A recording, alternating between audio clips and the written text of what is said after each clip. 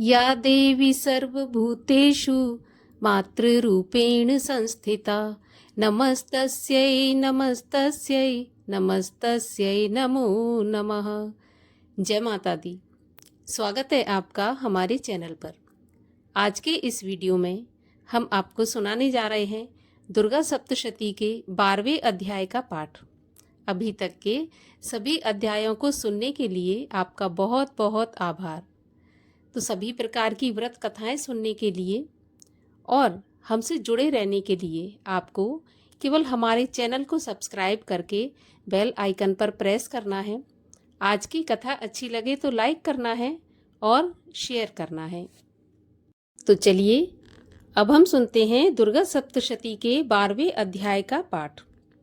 देवी बोली, जो पुरुष एकाग्र होकर इन स्तोत्रों से नित्य मेरी स्तुति करेगा उसकी सभी बाधाएं मैं निसंशय नाश कर दूंगी।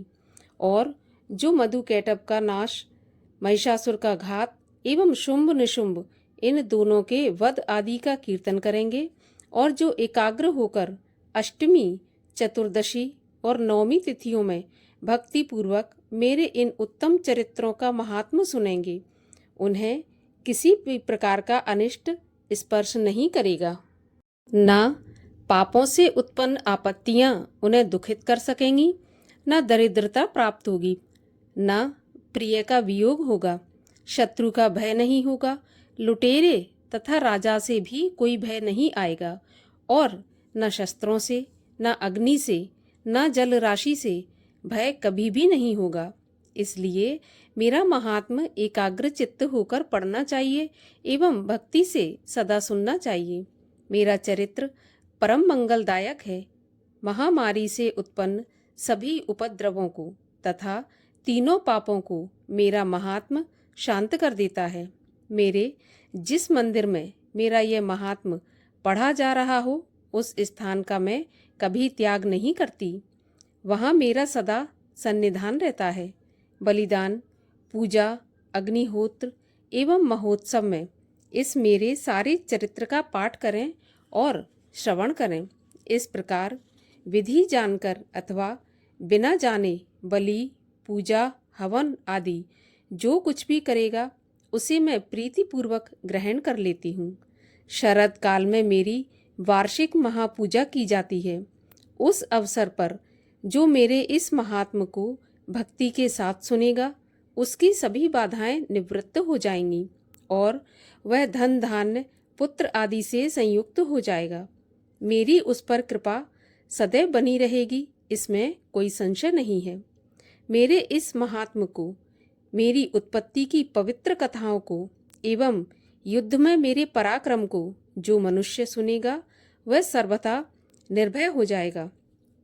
मेरे इस महात्म्य सुनने वाले मनुष्यों के शत्रु नष्ट हो जाते हैं, कल्याण प्राप्त होता है और कुल आनंदित रहता है। सभी शांति कर्मों में स्वप्न देखने पर, ग्रहों की दारुण पीड़ा होने पर मेरा महात्म्य श्रवण करें। उसके सभी उपद्रव शांत हो जाते हैं, ग्रहों की दारुण पीड़ाएं निवृत्त हो जाती हैं। मनुष्य का देखा हुआ बुरा स्वप्न सुख स्वप्न हो जाता है।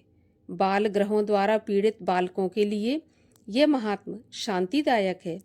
मनुष्यों में फूट हो जाने पर यह महात्म्य मित्रता कराने में परम उत्तम है।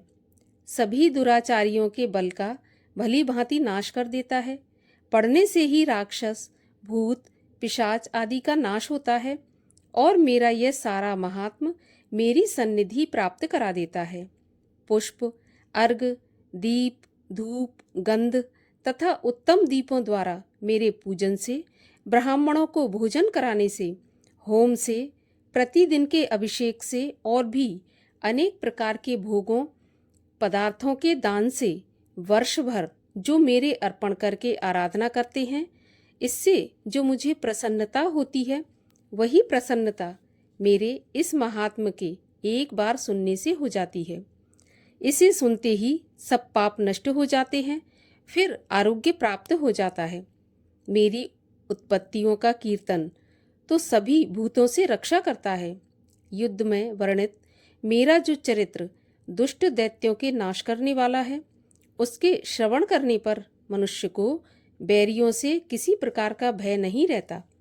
हे देवतागण, तुम लोगों ने जो मेरी स्तुतियां की हैं एवं ब्रह्म ऋषियों ने जो की हैं और ब्रह्मा जी ने जो की हैं, वे सभी मंगलमयी बुद्धि देती हैं। वन में शून्य स्थान पर अथवा वन की अग्नि से घिर जाने पर, शून्य स्थान में डाकुओं से घिर जाने पर, शत्रुओं द्वारा पकड़े जाने पर अथवा वन में शेर, चीता एवं जंगली हाथियों के पीछा करने पर, क्रोध में आकर राजा ने वध की आज्ञा दे दी हो या कैद में पड़ गया हो अथवा महासमुद्र में जहाज पर बैठ जाने के बाद भारी तूफान आ जाए, उससे जहाज डगमगाने लगे, ऐसे अवसर पर घोर संग्राम में शस्त्रों का प्रहार होने लग जाए, सब प्रकार की बाधाएं पड़ रही हों, किसी महापीड़ा से व्याकुल हों, इस प्रकार की सभी घोर विपत्तियों से इस मेरे चरित्र का स्मरण करने वाला पुरुष छूट जाता है। मेरे प्रभाव से शेर आदि हिंसक पशु, डाकू तथा शत्रु मेरे चरित्र के स्मरण करने वाले पुरुष से सभी दूर भाग जाते हैं। ऋषि बोले, इतना कहकर भयंकर पराक्रम वाली भगवती चंडिका सभी देवताओं के देखते देखते वहां पर अंतर्ध्यान हो गईं। वे सभी देवता निर्भय होकर पहले के समान अपने अपने अधिकार प्राप्त करके अपने अपने यज्ञ भोगों के भोक्ता हुए। बाकी दैत्यों का हाल सुनिए अब। जबकि देव शत्रु शुंभ युद्ध में मारा गया, जो इस जगत में विध्वंस पर तुला हुआ था, जो अतुल भयंकर महापराक्रमी था, उसके मारे जाने पर और फिर महापराक्रमी निशुंभ के भी मारे जाने पर बाकी जो बचे खुचे दैत्य पाताल में भाग गए। हे राजन, इसी प्रकार भगवती जगदम्बिका नित्य स्वरूपा देवी पुनः पुनः प्रकट होकर जगत की रक्षा किया करती हैं। ये देवी जी विश्व का मोहन करती हैं, वही जगत को पैदा करती हैं, उसी के आगे प्रार्थना करने पर संतुष्ट हो जाती हैं, फिर ज्ञान एवं रिद्धि प्रदान करती हैं। हे राजन, उसी ने ही सारे संसार को व्याप्त कर रखा है। महाप्रलय काल में महामारी के स्वरूप से ही यह देवी ब्रह्मांड भर में व्याप्त हो जाती हैं। वही देवी समय समय में महामारी हो जाती हैं। अजन्मा होते हुए भी यह सृष्टि रूपा हो जाती हैं। वही सनातनी देवी समय समय पर प्राणियों की स्थिति किया करती हैं। मनुष्यों की उन्नति के समय में यही देवी घर में वृद्धिदायिनी लक्ष्मी रूपा हो जाती हैं।